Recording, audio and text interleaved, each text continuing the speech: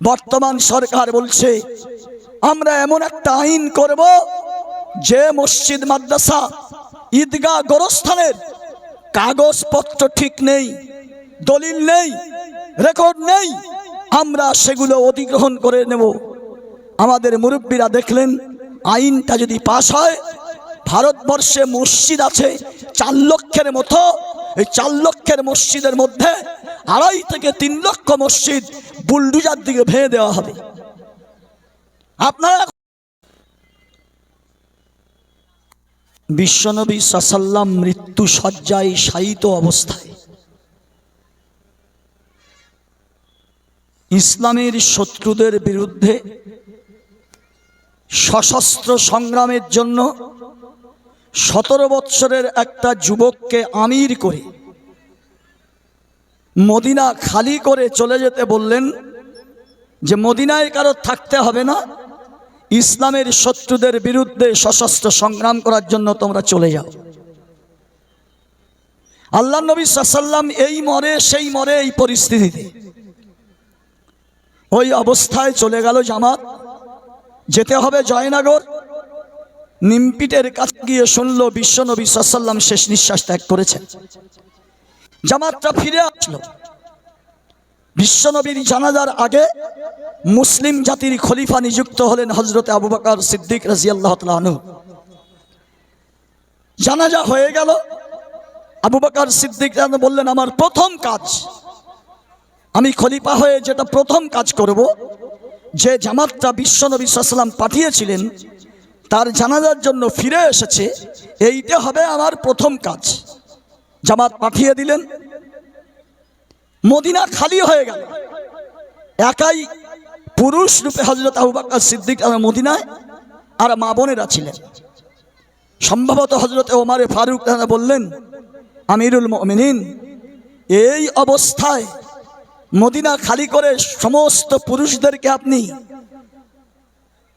ইসলামের শত্রুদের বিরুদ্ধে সশস্ত্র সংগ্রামের জন্য পাঠিয়ে দিচ্ছেন। এই সুযোগে যদি মদিনার উপরে কেউ আক্রমণ করে তাহলে আমাদের মা বোনদের এবং আপনার কি হবে? আবু বকর সিদ্দিক রাদিয়াল্লাহু তাআলা বলেছিলেন যে জামাত বিশ্বনবী পাঠিয়ে দিয়েছেন, আমি সেটা রুখতে পারবো না। এতে যদি আমাদের গায়ের গোশত হিংস্র জন্তু জানোয়ারেরা যদি ছিঁড়ে ছিঁড়ে খায় তাতে আমাদের কোনো দ্বিধা নেই, ইসলামকে হেফাজত করতে হবে। ওসামা ইবনে যায়েদ 17 বৎসরের বালক আমির, তার কাছে বলছে, একজনকে আমার সঙ্গে রেখে যাও তুমি, যদি বলো তাকে আমার সঙ্গে থাকতে দিয়ে দাও তা আমি তাকে সঙ্গে রাখবো, যদি ওমরকে আমার সঙ্গে দাও বাকি সবাইকে নিয়ে তুমি চলে যাও। আমার কথা হলো, আমরা এখনো পর্যন্ত আমাদের চটকা ভাঙেনি। ভারতবর্ষের প্রথম মসজিদ তৈরি হয়েছে 629 খ্রিস্টাব্দে। বিশ্বনবীর ইন্তেকালের 5 বৎসর আগে সেখান থেকে ভারতবর্ষে হাজার হাজার মসজিদ, মাদ্রাসা, ঈদগাহ, গোরস্থান, পীরের খানকা, পীর সাহেবদের দরগা, এগুলো সব হলো অক্ষ সম্পত্তি। বর্তমান সরকার বলছে আমরা এমন একটা আইন করব যে মসজিদ, মাদ্রাসা, ঈদগাহ, গোরস্থানের কাগজপত্র ঠিক নেই, দলিল নেই, রেকর্ড নেই, আমরা সেগুলো অধিগ্রহণ করে নেব। আমাদের মুরব্বীরা দেখলেন আইনটা যদি পাশ হয়, ভারতবর্ষে মসজিদ আছে 4 লক্ষের মতো। এই 4 লক্ষের মসজিদের মধ্যে 2.5 থেকে 3 লক্ষ মসজিদ বুলডুজার দিকে ভেঙে দেওয়া হবে। আপনারা এখন বুঝতে পারেননি ব্যাপারটা কি। পার্লামেন্টে হইচই হলো এখান থেকে 4 মাস আগে, আগস্ট মাসের 8 তারিখে এমপিরা বললেন এই আইন আমরা মানি না। অমিত শাহ বলছে যে আমরা ডিসেম্বরের 25 থেকে নিয়ে জানুয়ারির 8 তারিখ পর্যন্ত শীতকালীন অধিবেশনে সারা ভারতবর্ষের মুসলমান যাই বলে বলুক, এর বিরোধিতা যারাই করে করুক, আইনটা আমরা পাশ করবই। ভারতবর্ষের মুসলমানরা মসজিদ মাদ্রাসা রক্ষা করার জন্য তাদের সমর্থন আছে না নেই, এটা দেখবার জন্য একটা কমিটি গঠন হয়েছে, জয়েন্ট পার্লামেন্ট কমিটি, সবাই জানে জিপিসি। এই জিপিসির ওপর দায়িত্ব দেওয়া হয়েছে। ভারতবর্ষের 20 কোটি মুসলমানদের মধ্যে কত মুসলমান এই বিলের বিরোধিতা করছে, এই খবরটা দিতে হবে। মুসলমান তোমাদের মাদ্রাসা, মসজিদ, ঈদগাহ, গোরস্থান এই রক্ষা করতে গেলে ওই আবু বকর সিদ্দিকের মতো নিজের বিবি বাচ্চাকে ছেড়ে দিয়ে আল্লাহর সম্পত্তি, অর্থাৎ 30 লক্ষ বিঘে সম্পত্তি, 30 লক্ষ বিঘে সম্পত্তি যদি আপনারা 28 তারিখে কলকাতায় গিয়ে মাথা টানা দেখাতে পারেন, জিপিসি জয়েন্ট পার্লামেন্ট কমিটি ওই 25শে ডিসেম্বর বলবে যে ভারতবর্ষের মুসলমানরা এই আইন পাশ করার বিরোধিতা যারা করেছে তারা সংখ্যায় কম, আর যারা বিরোধিতা করেনি তাদের সংখ্যা বেশি। অতএব নির্দ্বিধায় আপনি এই আইনটা পাশ করে দেন।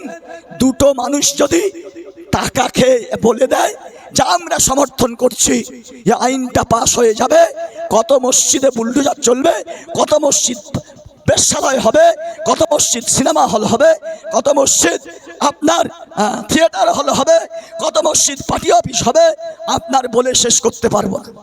সেজন্য কলকাতায় গিয়ে আমরা যে এই বিলটা চাচ্ছি না, এর বিরোধিতা করছি।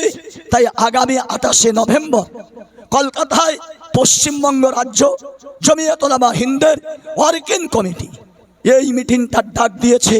এর আগে দিল্লি ইন্দিরা গান্ধী স্টেডিয়ামে আমিরুল হিন্দ সারা ভারতবর্ষে যিনি মুসলমানদের মাথা, তিনি 20 লক্ষ মানুষের সামনে বলেছেন মুসলমান এই বিল যাতে পাশ না হয় তার জন্য ব্রিটিশ পিরিয়ডে যেমন মাথায় কাফন বেঁধে তোমরা মেশিন গানের গুলিকে পরোয়া না করে লাখো লাখো মুসলমান জীবন দিয়েছো, আজকের এই 30 লক্ষ বিঘে সম্পত্তি আল্লাহর সম্পত্তি উদ্ধার করার জন্য যদি আল্লাহর বান্দারা একটু এর বিরোধিতা না করতে চায়, আমি আমিরউদ্দিন আজকের বলে যাচ্ছি, আলেম ওলামা সবাই বসে আছেন, যারা এর সপক্ষে কোন রকমের বিরোধিতা করবে না, খোদা কিয়ামতের কঠিন দিনে জিজ্ঞাসা করবে আমার জায়গা সরকার শত্রুপক্ষ ইসলামের দুশ্মনেরা দখল করে নিচ্ছিল, তুমি বহাল তবিয়াতে ঘুরছো।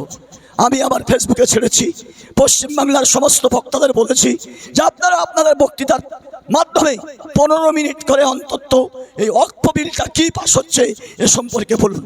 আজকের এই জলসায় যারা বক্তা রূপে এসছেন তাদের কাছে করজোড়ে অনুরোধ করব, এই 28 তারিখের আগ পর্যন্ত নয়, 25শে ডিসেম্বর পর্যন্ত যত জলসা হবে সেখানে জনগণকে বলুন যে সর্বনাশ হয়ে যাবে, সর্বনাশ হয়ে যাবে, সর্বনাশ হয়ে যাবে। আমার বন্ধু, আপনাদের যদি আমি বুঝাতে না পারি এটা আমার ব্যর্থ হলেও আল্লাহকে ব্যর্থ করবেন না। অতএব 28 তারিখে সবাইকে দল মত নির্বিশেষে, সমস্যাটা কোনো দলের নয়, তবলিগওয়ালাদের নয়, ওলামাদের নয়, একটা কথা বলে দিচ্ছি, এই যে ওয়াকফ বিলের সমস্যা এটা হলো নুনু কাটাওয়ালাদের সমস্যা। তাদের লিঙ্গের অগ্রভাগ কাটা হয়েছে, তারা ধর্মীয় বিষয় যে প্রতিষ্ঠানগুলো বানিয়েছে তার উপর এটা হস্তক্ষেপ। অতএব আপনারা যদি ঘুমান ভবিষ্যৎ আপনাদের ভয়ঙ্কর। দেখ সবকে কাছে অনুরোধ করছি, আমরা যাবো ইনশাআল্লাহ। কি বলেন? যাবো ইনশাআল্লাহ। আমি বেশি কথা বলতে পারলাম না, সকাল 8টায় বার হয়েছি, 2টো প্রোগ্রাম ছেড়ে আপনাদের এখানে এসেছি। করতে করতে মরনা হ্যায়, মরতে মরতে করনা হ্যায়। ওয়াকে দাও আলহামদুলিল্লাহ।